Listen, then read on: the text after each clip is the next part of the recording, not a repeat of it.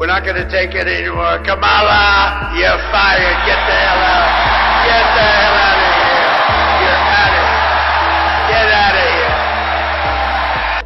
America के नए राष्ट्रपति के तौर पर डोनाल्ड ट्रंप का दूसरा कार्यकाल 20 जनवरी 2025 से शुरू होगा। जाहिर सी बात है कि व्हाइट हाउस में वो अमेरिका के लोगों के वोट के दम पर पहुंच रहे हैं, तो उन पर वोटरों से किया वादा करने का दबाव रहेगा। लेकिन उससे पहले ही पश्चिमी एशिया में डोनाल्ड ट्रंप के अमेरिका के राष्ट्रपति पद की शपथ से पहले अरब देशों ने इजराइल और अमेरिका के खिलाफ एकजुटता दिखाने की कोशिश की है, जिससे ट्रंप की टेंशन बढ़ सकती है। इसके अलावा ईरान को लेकर जिस तरह अरब देशों का रुख है, उसे संभालना भी ट्रंप के लिए एक बड़ी चुनौती साबित हो सकता है। दरअसल ट्रंप के पहले कार्यकाल में ईरान के खिलाफ अमेरिका को सऊदी अरब और संयुक्त अरब अमीरात दोनों का साथ मिल रहा था। उस दौरान ट्रंप प्रशासन ने ईरान के प्रति एक रणनीति अपनाई, जिसे मैक्सिमम प्रेशर कैंपेन कहा गया। इस कैंपेन में 2015 के ईरान के साथ परमाणु समझौते से हटना और ईरान पर आर्थिक प्रतिबंध फिर से लगाना शामिल था।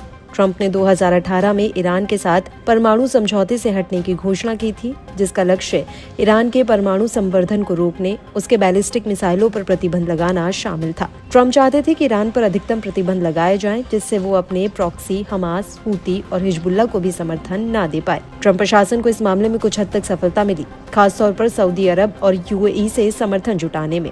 मध्य पूर्व की ये दोनों शक्तियां उस वक्त ईरानी सरकार को कमजोर करने की इच्छुक थी, लेकिन अब ईरान के साथ संबंधों की बहाली के बाद दोनों ही देशों ने उससे संबंधों को और मजबूत करने की ही कोशिश की है। ट्रंप की जीत के बाद सऊदी अरब के रियाद में इस्लामिक सहयोग संगठन और अरब लीग की संयुक्त बैठक हुई थी, जिसमें ईरान के उपराष्ट्रपति मोहम्मद रजा अरेफ को भी आमंत्रित किया गया था। इस सम्मेलन में सऊदी, यूएई जैसे देशों ने न केवल इजराइल के खिलाफ एकजुटता दिखाई, बल्कि ईरान के साथ खड़े भी दिखाई दिए।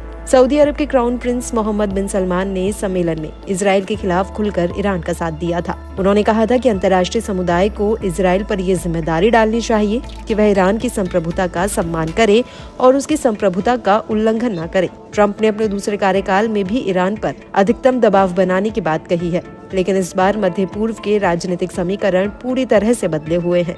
बहुत संभव है कि इस बार ट्रंप को ईरान के खिलाफ मध्य पूर्व की दो बड़ी शक्तियों सऊदी अरब और यूएई का साथ नहीं मिलेगा।